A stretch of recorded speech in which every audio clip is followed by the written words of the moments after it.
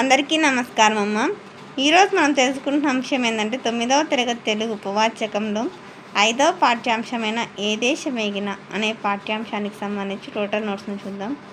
మొదటి ప్రశ్న, లిథువేనియా కవి సర్ ఎడ్వర్డ్ దాస్ రచయిత్రికి అందించిన గౌరవం ఏమిటి?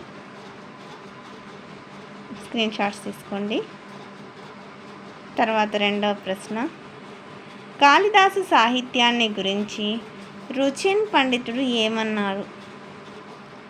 ఇది కూడా స్క్రీన్ షాట్స్ తీసుకున్నాను. ఏదన్నా అక్షరాలు క్లియర్ కనిపించకపోతే నెట్ క్వాలిటీ పెంచుకొని స్క్రీన్ షాట్స్ తీసుకోండి. తర్వాత మూడవ ప్రశ్న, ప్రొఫెసర్ మాడే పండితుని చూసి రచయిత్రి ఆశ్చర్యపోవడానికి కారణం ఏమిటి? ఇక్కడ విశేషించి భారతీయ అయిపోతేనే కంటిన్యూషన్. తత్వశాస్త్రాభిమాని ఇది కంటిన్యూషన్. జాగ్రత్తగా స్క్రీన్ షాట్స్ తీసుకున్నాను. ఎక్కడికక్కడ స్క్రీన్ షాట్స్ తీసుకోండి.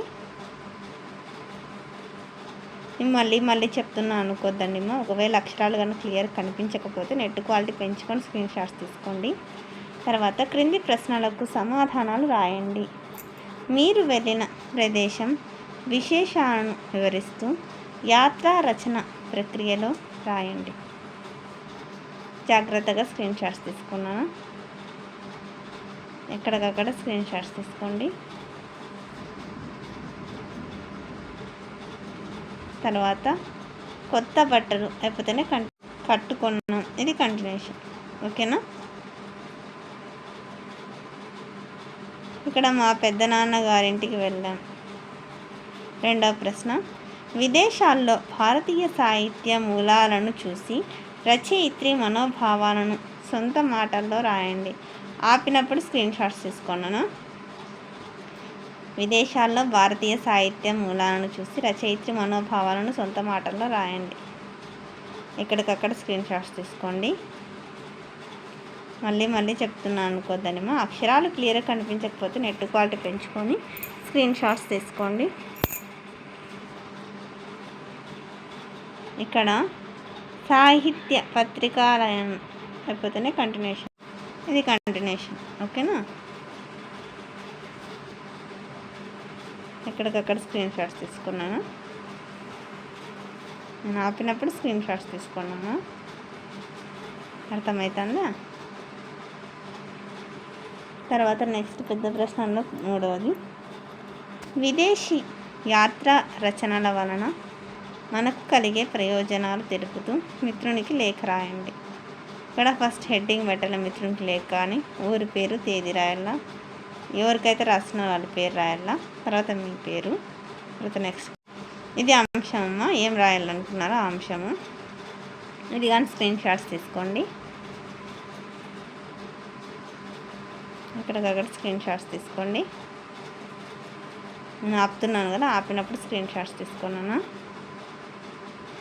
తర్వాత అంతా అయిపోయిన తర్వాత ఇట్లు అని రాసి మీ పేరు రాయాల. తర్వాత చిరునామా అంటే మీరు ఎవరికైతే రాస్తున్నారో వాళ్ళ పేరు, అడ్రస్ రాయాల. అర్థమవుతుందా? నెక్స్ట్ భాషాంశాలు, పదజాలం. క్రింది పదాలలో అర్థాన్ని గుర్తించి రాయండి. అర్థాలు రాయాల. కంటిన్యూషన్. ఇవి 3 నుంచి 2 చూసినాం కదా, ఇక్కడ 3 నుంచి అర్థాలు ఇవి. తర్వాత క్రింది వాక్యాలలో ఒకే అర్థాన్నిచ్చే పదాలు గుర్తించి రాయండి. జాబు, ఉత్తరం, లేఖ, ఆదేశం, ఆజ్ఞ, అనుజ్ఞ, జ్ఞప్తి, స్మృతి, జ్ఞాపకం. తర్వాత నెక్స్ట్ ప్రకృతి వికృతులు. దీపము, దివ్వె, మాణిక్యం, మాణిక్యం, యత్నం, జతనం, యాత్ర, జాతర, నిత్యము, నిత్యలు.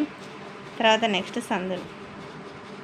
క్రింది పదాలను విడదీసి సంధి సూత్రాలలో సరిచూడండి.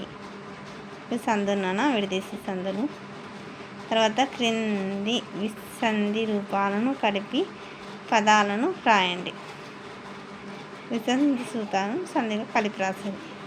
అర్థమవుతుందన్న. తర్వాత నెక్స్ట్ కంటిన్యూషన్. తర్వాత ఇవి సమాసాలు. తర్వాత నెక్స్ట్ వాక్యాలు రకాలు. క్రింది వాక్యాలను కర్మని వాక్యాలుగా మార్చి రాయండి.